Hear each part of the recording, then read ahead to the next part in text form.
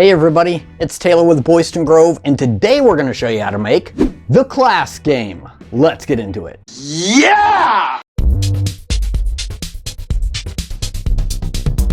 This video is sponsored by Gator Finishing Products. Before I get started on this project, I need to run over to the local home improvement store to get some much needed supplies. So let's do that first.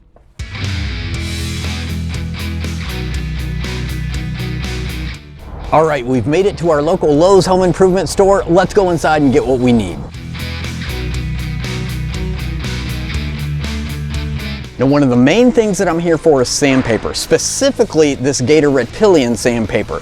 Now, I already have mine on order, ready to be picked up, but I just wanted to show you everything at Lowe's that Gator has available. All right, let's go grab our order.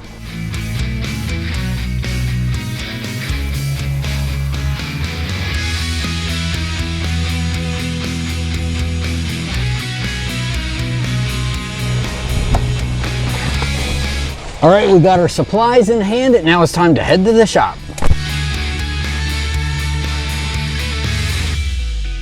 I'm going to be using 1/2-inch plywood for the frame of my KLASK game and some 1/4-inch plywood for the playing surface or game board.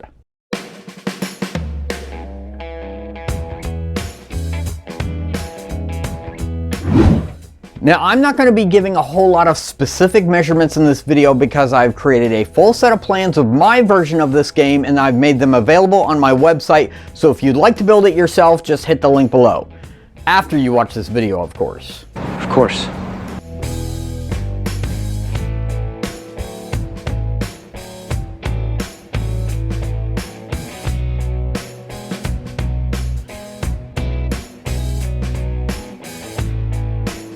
After cutting the pieces to size, I cut a dado in each piece for the 1/4-inch board to fit into and rabbets on the ends of the two side pieces of the frame.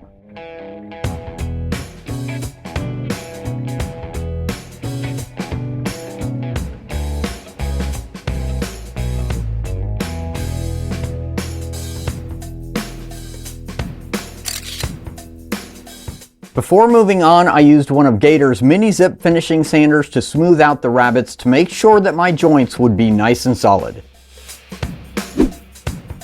I marked out the shape of the two side frame pieces onto one of the side pieces and cut it out with the jigsaw.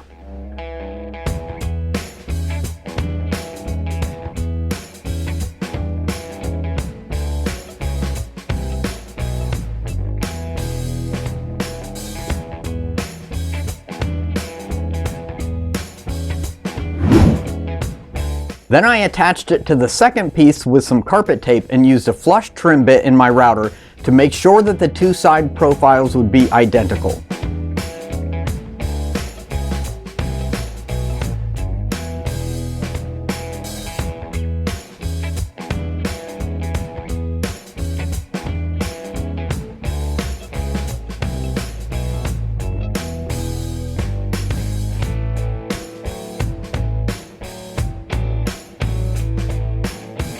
Then it was time for sanding using Gator's Reptilion sandpaper. What sets the Gator Reptilion sandpaper apart from the others is that it is 4 times longer lasting due to the active matrix technology, which is basically the cool pattern that they have going on here.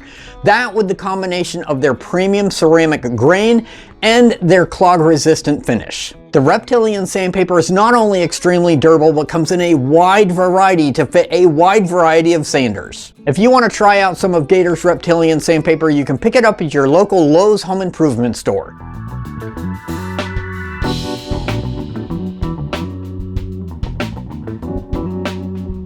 Before assembly, I used our X-Tool S1 to engrave the numbers on the inside of one of the side frame pieces for the scorekeeping.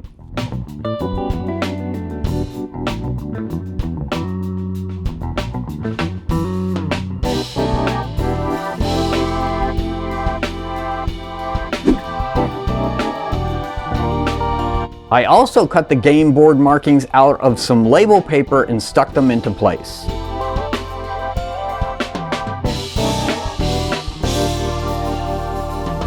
Traditionally, the KLASK game board is bright blue, but I wanted more of a worn, rustic look, so I stained it with some dark walnut stain and then used one of Gator's detail hand sanders to lightly sand the top.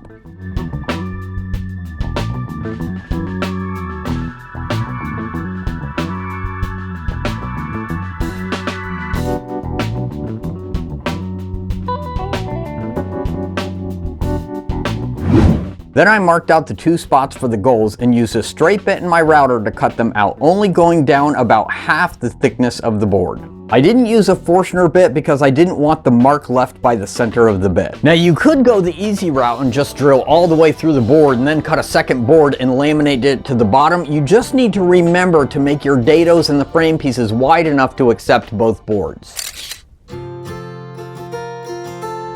Assembly was pretty straightforward, using glue and a strap clamp.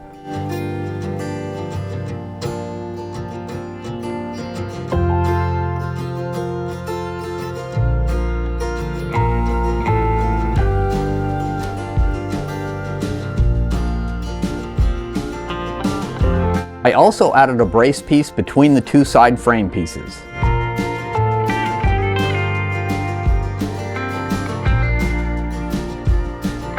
While that's drying, I'm going to give you a little background information on this game. KLASK was invented by a Danish carpenter named Mikkel Bertelsen. I'll leave his name down here so you can read it yourself. It was between 2013 and 2014, so it's not really that old. He originally made it to have some fun with his family and friends, but it quickly became popular and he ended up making the first 3,000 by himself in his shop by hand.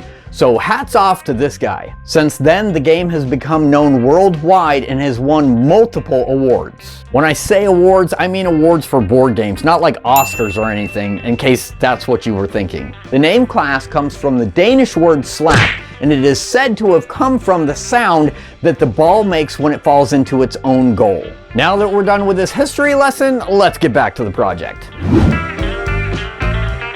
Once the glue was dry, I removed the clamps and brad nailed all the corners.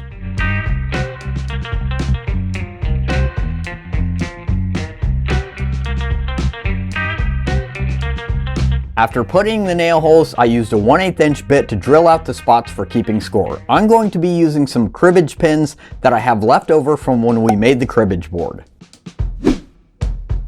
I sanded the whole thing one more time and applied a few coats of spray-on lacquer.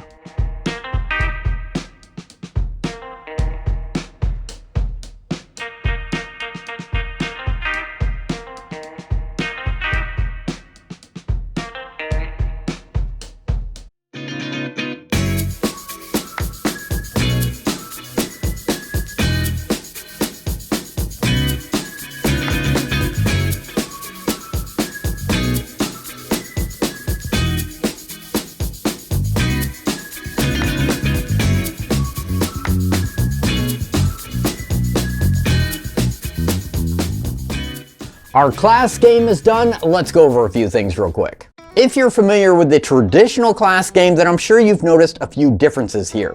Number one being that they usually keep score with little discs that fit in little slots, but I already had the cribbage pins left over, so I decided to go that route. Typically, KLASK games only go up to 6 points, but I wanted the games of my version to be able to last a little bit longer, so I went up to 10. But as you can see, I accidentally left out the 0 starting point, so I'm not really sure how I'm gonna fix this. My first idea was to just cut a very thin piece of wood that would fit in here and only go from 0 to 9 rather than 1 to 10, so at least I would get that starting point. I don't know, we'll see. You may have also noticed that there are less curves on the sides than there were when I originally cut them out, and that's because afterwards I compared them to the original version and realized that my version was way off and I didn't really like it. So I just recut them to get rid of some of the curves so it would be a little bit closer to the traditional version. I also made these adjustments to the plans that are on our website. As far as the playing pieces go, I purchased mine off of Amazon, and just so you're aware, the package that they sell on Amazon only comes with 1 player piece, so you actually have to buy 2 packages to get 2 player pieces. Now, one thing that bothers me about this is I don't have any place to put all the playing pieces when we're not playing it. So I think what I'm gonna do is just build a really simple box with a little lid and glue it up under the bottom of the playing board, and that way I can put all the pieces in that when we're not playing it. Now, I wanna hear your thoughts in the comments below. Do you prefer the traditional blue look, or do you like this rustic antique look that I got going on? A big shout out and thank you to Gator for sponsoring this video. You can pick up their Reptilion sandpaper along with their other products at your local Lowe's home improvement store. If there's no Lowe's near you, remember that you can shop online or just hit the link below. I hope you all enjoyed today's project. If so, why don't you hit that like button and make sure to subscribe so you can keep up with our weekly videos. Thank you very much for watching, be safe, and have a great day.